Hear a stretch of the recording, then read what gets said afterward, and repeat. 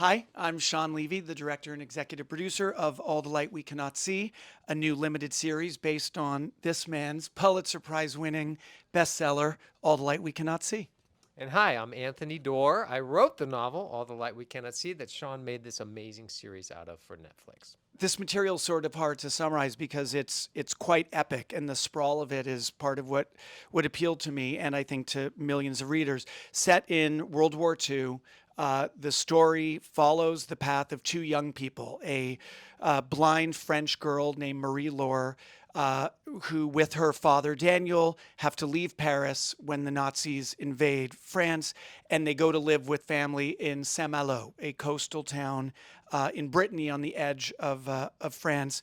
And it intercuts between Marie and the young German boy named Werner, an orphan who is taken from an orphanage as a young kid and recognized to have a genius with radios. And of course, he who controls the airwaves controls a lot of power. And so while the Nazis want to indoctrinate him and use his talents, he resists and tries somehow and succeeds to keep his soul pure. And it's about these intersecting narratives. Oh gosh, I think there's so many relevant things about this project that I hope as readers watch, as viewers watch what readers felt in the novel about this new technology coming into the world, radio, and how it was used both as a tool of control and disinformation and as a tool of resistance and creativity. I think you can see both characters exploring that, and I hope viewers will feel that's what we're dealing with right now. All these new technologies really disrupting power structures in the world, and how do we address them? I think it's also about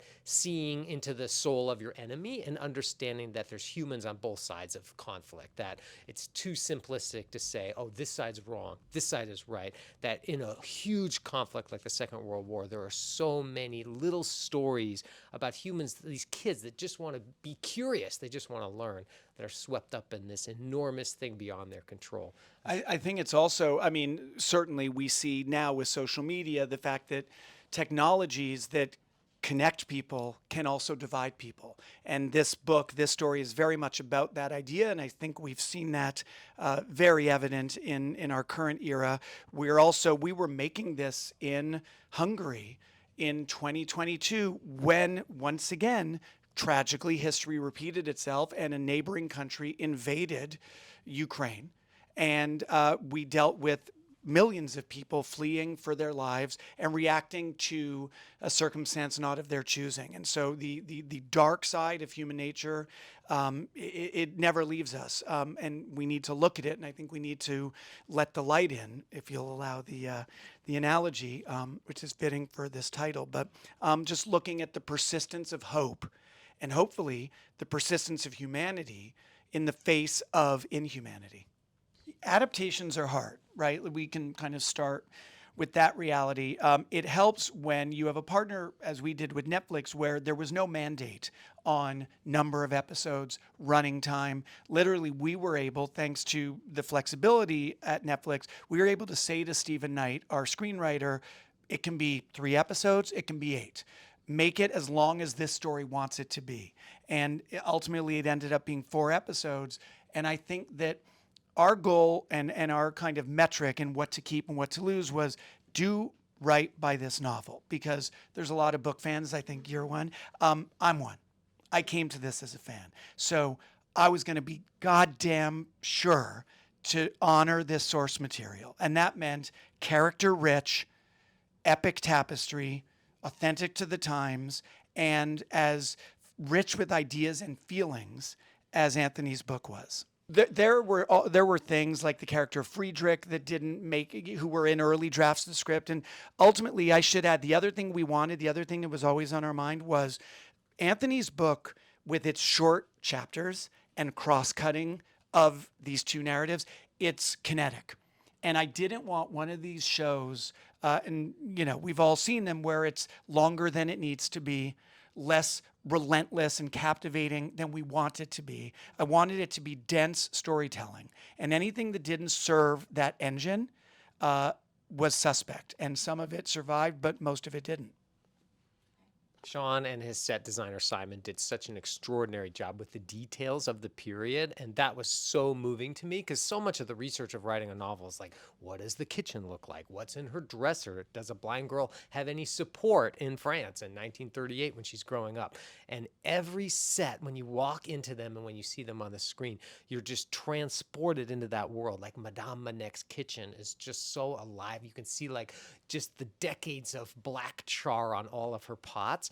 And that stuff is so moving to me because it takes so much effort, such a keen eye for detail that Sean and his whole team brought to the sets. And you do that, by the way, for two reasons. You do it for the viewer because they can feel that authenticity, but you're also doing it for your actors. Because when your actors are sitting in these rooms that feel of that time, it transports them to that time. And so it just helps the reality of what all of us are working towards. Yeah, early on in pre-production, I had to make a choice about how to approach casting, and specifically the casting of Marie, who's a character who is blind.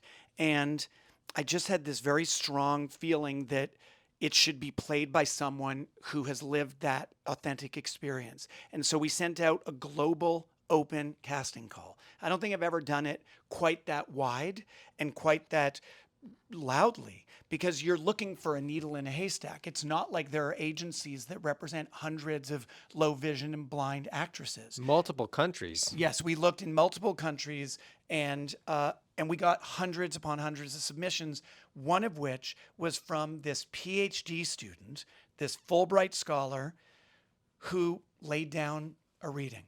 And it's not just her acting debut. This was her audition debut. Aria has never even auditioned. And somehow there was a presence to her and an intelligence to her that came through in the midst of a numbing number of auditions. And I brought her in again. And then I talked to her over Zoom again and again. And I think that Aria she loved the book. This book was, as I'm sure you know, Anthony, very meaningful to the blind community when it came out. And so Aria had been a fan of the book. And the day that I told Aria she got the lead in this was a day I'll never forget. The portrayal of blindness, and please jump in, Tony, if I fail to touch on something important, the book does it really, really well. And the book was based on your own experience and research. But when you cast a blind young woman to play the lead, you're getting the benefit of her lived experience. So for instance, the book might describe Marie goes up to the couch and feels the edge before sitting down. Well, Aria would rehearse that scene and say, well, how long have I been in this room? Because if I live in this house and I've sat on that couch 500 times, and if I don't live with anyone who could move objects, I don't need to feel where the couch is because I've mapped the space through my experience. That's just one of hundreds of things that I learned from Aria and gave the show this authenticity that frankly some people might miss the tropes of how blindness have been portrayed in films and television, because I can't name a time where a blind girl and a blind young woman are playing a blind character at two different ages and representing their own experience in this way. And so that's just one example where the book got it right, but now we're collaborating, which is what you hope happens with your cast, where it's a partnership. And Aria is teaching me about the portrayal of that experience that I can only guess at, we can only guess at, empathetic however we might want to be, but we don't live it. So to work with someone who has was invaluable. Yeah, we shouldn't forget Nell either, who was 7 years old and plays the younger Marie. She's probably on screen maybe 20% of the time as Marie. But memorably. And she is phenomenal. Oh my gosh, completely blind and so moving every time she's on screen. Working with Mark, she was just like, they had this amazing, really touching fatherly bond together. He was so kind after, as soon as Sean would stop rolling, he's always helping her down off whatever she's standing on, helping her back to her family. It was so sweet. And to your other question about metaphorically, of course, I'm playing with that so much in the novel, and I think Sean executes that beautifully. Werner, in many ways, is the less capable character. You have to walk with Marie, with Aria, you have to walk this really careful line because she's extremely capable. So you want to honor her disability almost as an ability. She's really quite capable. And the moral blindness that Werner's a big part of, I think, comes through really nicely in the film in many ways. He's the blind character until the end. Switching gears now to Deadpool 3. What is happening? Well, like the rest of our industry, or at least large swaths of it, we are paused. We were halfway through filming Deadpool, co-starring Wolverine. It was a joy every day, and that chemistry is, I have to say, spoiler alert, it is as relentlessly awesome as we had all hoped it would be. But we are halfway through filming. We shut down. Our crew and the rest of us are awaiting a fair and equitable deal that ends these strikes and puts our industry, and certainly inclusive of our movie, back at work. I would say this: when making Deadpool, I spoke about this earlier. I only know how to make something that I love, and so long before I loved Ryan Reynolds, I loved Deadpool. I love Deadpool. Deadpool 1 is, to me, like a perfect movie. And so I was not going to mess with the DNA of that franchise. Our movie is raw, audacious, very much R-rated. We went to great lengths to not shoot it on sound stages with digital environments. The internet has proven that by revealing pictures of our shoot. Thank you, internet. But no, we wanted something that felt grounded, real. But you put Hugh Jackman in his most iconic character, alongside Ryan Reynolds in his most iconic character. I would say it's more a descendant of Midnight Run and 48 Hours and Planes, Trains, Automobiles than it is a descendant of Airplane.